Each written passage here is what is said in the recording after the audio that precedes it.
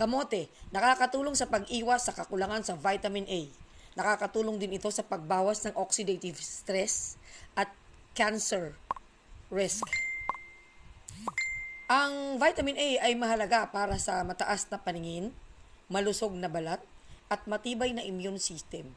Ang kakulangan nito ay maaaring magdulot ng pagkabulag, impeksyon, at iba pang mga problema sa kalusugan. Ang talbos ng kamote ay mayaman sa beta-carotene na isang antioxidant na nagiging vitamin A kapag nasipsip ng katawan. Ang oxidative stress ay isang kondisyon kung saan ang mga free radicals ay mas marami kaysa sa kakayahan ng katawan na labanan ang mga ito. Ang free radicals ay may mga mapaminsalang molecules na maaaring maging sanhi ng pagkasira ng DNA at iba pang mga cells sa katawan.